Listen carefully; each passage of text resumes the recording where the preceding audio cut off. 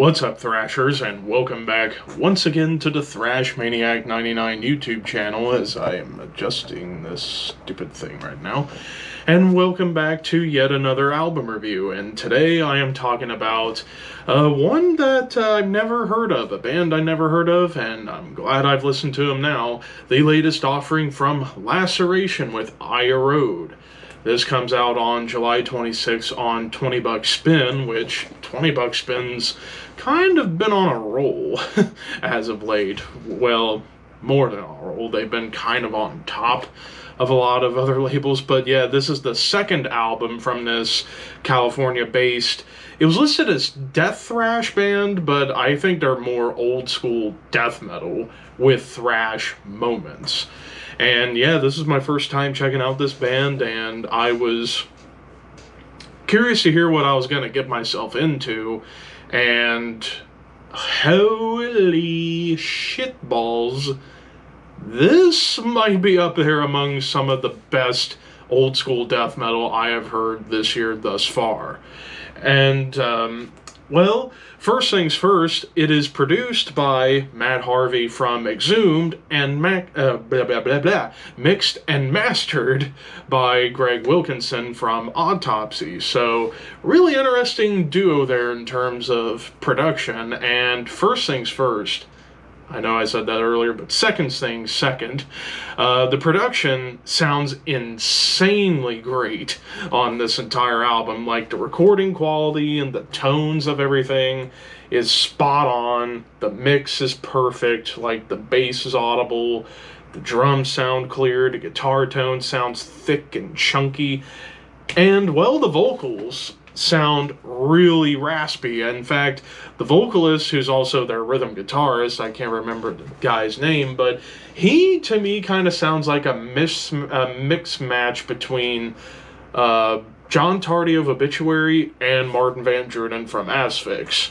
So you're getting that, like, blood-curdling rasp vocal style. So yeah, already the vocals, I was immediately into this right from the get-go. After the pointless intro degradation, we get into the true opening track, Excised.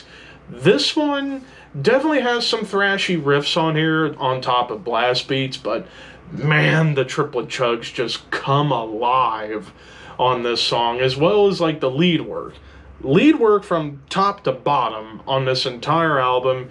It's filled with like all the classic death metal traits, like twin leads, some melody, shred, and some dive bombs to start or to accent a lead transition.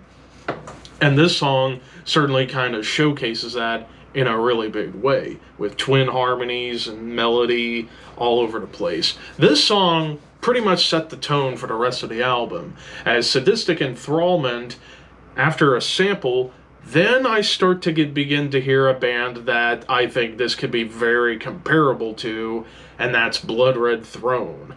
Like, and I'm talking old Blood Red Throne, like affiliated with the Suffering, Come Death, Souls of Damnation, like the 2000s era of Blood Red Throne, I would say, in terms of like the riffs and the rhythms and the bass work. Kind of made me think of Blood Red Throne. Like, these tremolo riffs harken back to the days of like Come Death, for example, but it still retains like a little bit of that thrashy rhythm to it.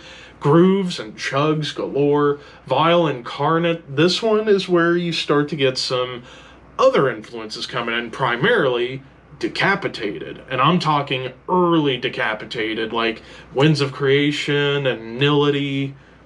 Those two albums in particular, like the riffs and the rhythms, a little more technical, and it does feel like old school Decapitated. But again, grooves and chugs galore, triplet chugs up the yin-yang, and a pretty nasty breakdown. Like, I will say the breakdowns on this album were quite something, almost suffocation levels of brutal when it comes to the breakdowns.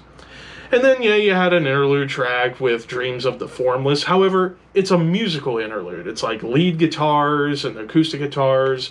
Almost felt like later era death, which I thought was a really nice touch. And then we get to Carcerality, back to the Blood Red Throne comparisons with the riff work and the tremolos, blasts, and triplet chugs. It's like, am I going through a time machine right now as I was listening to this album? And that vibe continues with Strangled by Hatred, although it gets a little more on the thrashy side of this album. But again, another nasty breakdown, but a really cool bass noodle, which bass noodles happen very sparingly on here, as the bass is kind of more or less following along with the guitars. But when the bass does pop out in terms of like a little noodle to showcase, be like, hey, I'm still here, even though you can hear it, you can hear a little moment where it's like, hey, blah, blah, blah, blah. More twin leads come in as well. And then Impaling Sorrow, which was, not counting the intro, the shortest track of the album at just a smidge over 2 minutes, but it is a brutal 2 minutes. Like blasts and tremolos, grooves and triplet chugs, like basically all of the old school death metal trappings in a 2 minute song. And then the title track, which is about 6 minutes long, basically kind of wraps the entire album up in a nice, neat little bow into a nice present box. Blasts, but there's some more thrashy riffs, like more of those thrashy machine gun riffs of almost like Slayer or Sodom, Creator, I would say a little bit, before it goes back to like death metal tremolos that feel more on the old school side.